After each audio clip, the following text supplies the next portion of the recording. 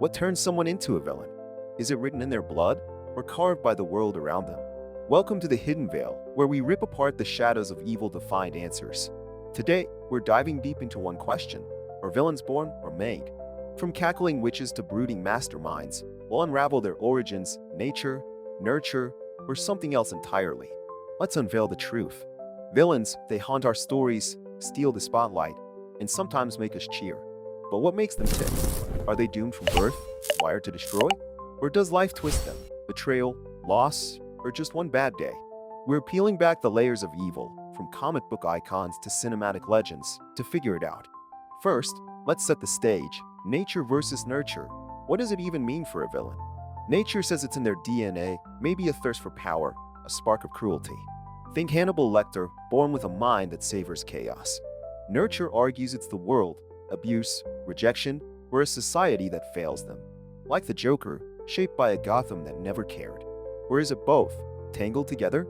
We'll explore with examples that hit hard, starting with the theory, then diving into the rogues gallery. The theory, nature versus nurture 101. Before we meet our villains, let's break it down. Nature's about biology, what you're born with. Psychologists talk about traits like low empathy or high aggression, stuff that might nudge someone toward villainy. Serial killers in movies, like Norman Bates in Psycho, often get slapped with born bad labels. His obsession was deep in his psyche, right? But real-world science?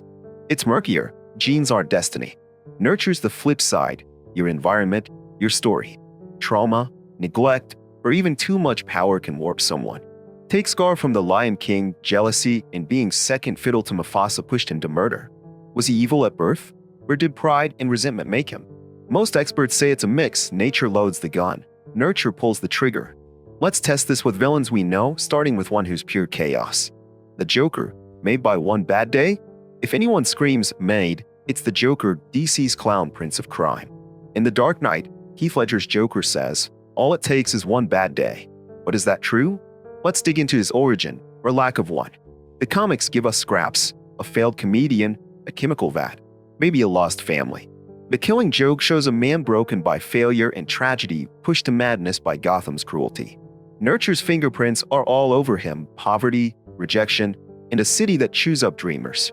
But nature? His obsession with chaos, that gleeful nihilism, feels almost innate. Even before the acid bath, he was reckless, desperate. Compare him to Batman. Bruce Wayne had his bad day too, but went hero. Why? Maybe Joker's wiring leaned toward destruction. Nature gave him a spark. Nurture lit the fire. Ledger's Joker feels born. His anarchy's too pure, too instinctive. But Joaquin Phoenix's in Joker? That's nurture screaming abuse, mental illness, and a society that ignored him. So, Joker's both, born with a crack, made by a world that stomped on it. Let's shift gears to someone colder, calculated, nature's poster child. Hannibal Lecter, born with a taste for evil. Meet Hannibal Lecter, Silence of the Lambs cannibal with a smile. If Joker's chaos, Hannibal's control, every move precise, every word a scalpel. Is he born or made? Anthony Hopkins' Lecter feels like evil incarnate. Those eyes, that calm cruelty. The books hint at trauma. Moore took his family. Starvation scarred him young. But does that explain eating people? Nature's case is strong here. Hannibal's got classic psychopathic traits: no empathy, high intelligence, a thrill for power. Studies say 1% of people are born like this, wired to prioritize self over others. His sister's death and Hannibal rising pushed him to murder, sure, but he was already off. Nurture shaped his style. Cannibalism is art, learned from war's brutality. But the urge? That feels baked in from birth. Contrast him with Clarice Starling. She faced trauma but chose to save, not destroy. Hannibal's not just made by war. He's born with a hunger no world could fix. Now, let's flip to a villain who's all about nurture, someone life broke into pieces. Killmonger, made by a world that failed him. Back to the MCU, Eric Killmonger from Black Panther. If anyone's made, it's him. Born in Jadaka, he started as a kid in Oakland. Then his dad's killed by Wakanda's king. His home rejects him. That's not nature, that's a system spitting him out. Michael B. Jordan's Killmonger burns with rage, not because he's evil, but because life gave him nothing but loss. Nurture's the star here. Abandonment, racism, and betrayal forged him. He trained, killed, and schemed to take Wakanda, not for power, but for justice's way. But nature? He's got charisma, focus, traits that could have made him a hero like Chala. Compare them, same blood, different worlds. Chala got a throne, Eric got pain. Nurture flipped the switch. His dying line, "Bury me in the ocean," screams a man made by history, not born to destroy. Killmonger's proof life can break you into a villain. Nobody's born wanting revenge. Now, let's meet someone who blurs the line, but which we can't pin down. Bellatrix Lestrange, born wild, made worse. Enter Bellatrix Lestrange from Harry Potter, Voldemort's unhinged right hand. Helena Bonham Carter's cackle and wild eyes make her feel born bad, pure blood mania in her veins. The Black family? Obsessed with power, cruelty almost genetic. Bellatrix seems wired for chaos, her laugh alone's a weapon. Nature's got a case, her sister Narcissus cold. Sirius is reckless, black blood runs hot. But Nurture? Raised in a cult of superiority, trained to hate, married to a fanatic, she's a product of Voldemort's world. Without it, would she be torturing Harry? Maybe not. Her loyalty's learned, her madness feels born. Compare her to Hermione, both brilliant, both fierce. Hermione fights for good, Bellatrix for death. Nurture drew the line, but nature gave her the spark. Bellatrix is a messy mix, born wild, made worse. Let's wrap this with a villain who chose his path.